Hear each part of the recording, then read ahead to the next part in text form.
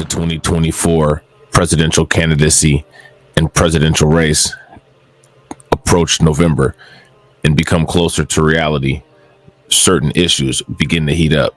The U.S. southern border, one of the hottest locations on site, could be the determining factor for who takes over the White House come November. Trump and Harris have both taken very different approaches when it comes to quote unquote border management. One could say that the way to get to the White House is to concentrate on the issues that have changed people's lives the most. If these are issues that are negative and have caused a negative impact on people's lives, focus on that and show that to people. If you've improved on issues that have helped people and improved on their lives, then make them aware of that. This seems to be what Trump intended to do with his trip to the southern border. We got an article here from Washington Examiner, and it says, crime victim families endorse Trump at border. He needs to be in office. Very difficult to argue with people who have a testimonial of a horrific experience that's based in border mismanagement to come and advocate for Trump and his promises of border security and mass deportation. Republican presidential candidate, former President Donald Trump, visited the U.S.-Mexico border Thursday alongside the families of two women who were allegedly raped and murdered by illegal immigrants. We're honored to really be with these incredible people, and in particular, with some grieving families. And this is a group of people that I've gotten to know, Trump said during a press conference just feet from the border wall in Cochise County, Arizona.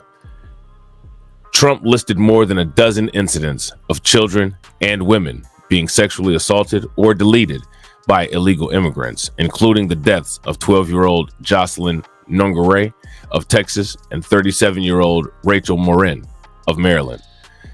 They've loved like as much as you can love someone.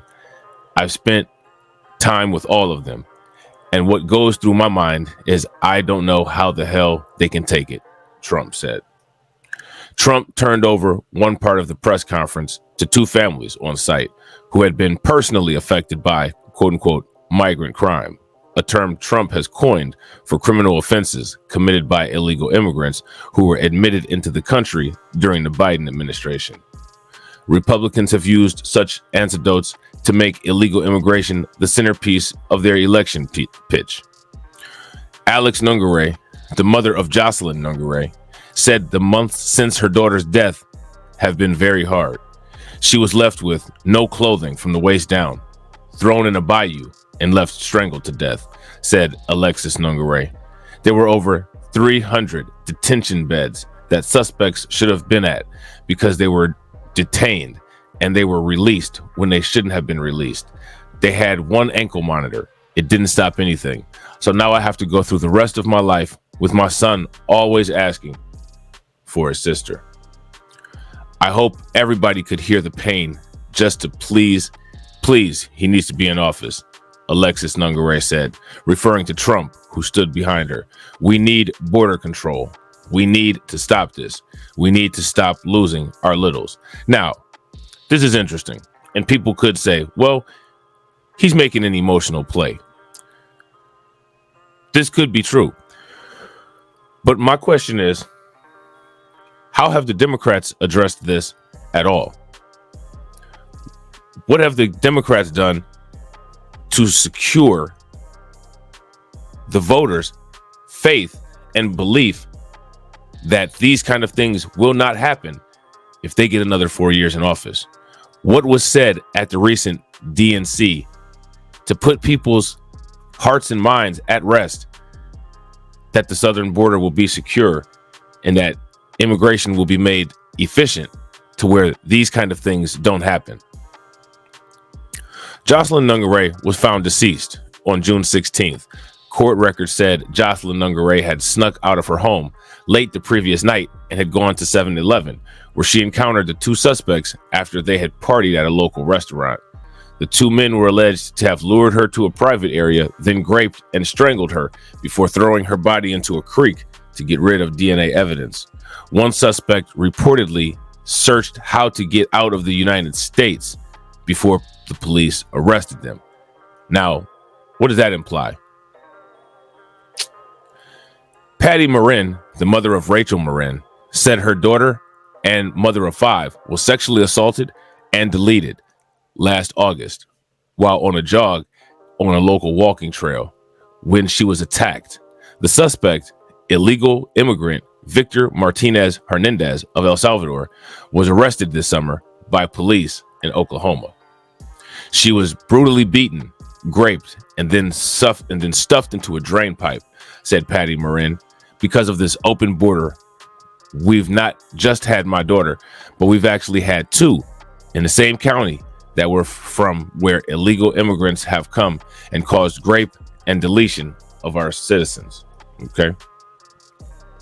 Trump's visit to the border is a part of a week of counter-programming as Democratic rival Vice President Kamala Harris is set to accept her party's nomination in Chicago. And again, my question for the people who are in support of the Democrats is, what have they done to address these situations? Just because Trump addresses these situations doesn't mean that they didn't occur. They still occurred. How do you just ignore this kind of stuff? As Kamala gives her convention speech tonight, she will not mention the victim. She won't even talk about them. Or now that she sees us, she will, said Trump. And my question to you guys is, has she spoken about this? Has she said anything about this? At the time of Trump's arrival, police were searching for Ronald Lee Syverud after learning that the 66-year-old man had allegedly threatened to assassinate Trump during his visit to the border on Thursday. Secret Service allowed Trump to step out of his out of his motorcade vehicle before getting too close to the border wall, but instead keeping him with his back to unused steel posts of border wall on the ground and facing reporters. Trump met with members from the National Border Patrol Council, the Border Patrol Union, as well as local elected officials, including Cochise County Sheriff Mark Daniels, the Republican incumbent. Trump's running mate, Senator J.D. Vance from Ohio, also held an immigration-focused event in Valdosta, Georgia on Thursday as the campaign focused on messaging about the border. The Biden administration has admitted more than 5.3 million illegal immigrants into the United States, and another nearly 2 million illegal immigrants have been observed sneaking into the country, according to a House Judiciary Committee report released earlier in the summer. In total, more than 10 million people have entered at the nation's borders since February of 2021, more than during any one-term or two-term administration. So now here's my question, and it's a very simple one.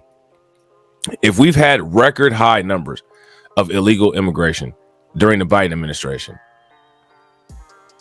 how many will we have in a Biden 2.0 administration?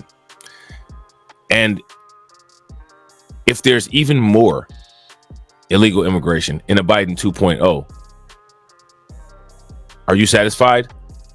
Do you feel safe with how it's being dealt with? How will Biden administration 2.0 deal with it? I'm going to leave you with this. Knowing the effects of illegal immigration and how it could possibly fundamentally change the face of the United States forever, is illegal immigration an issue that's strong enough to get you off of the couch? So with that being said, ladies and gentlemen, I hope you enjoyed the video. If you're not subscribed to the channel, make sure you hit the bell icon twice. Smash the like button, share this video out to all of your followers, and make sure you check out the next recommended video right now.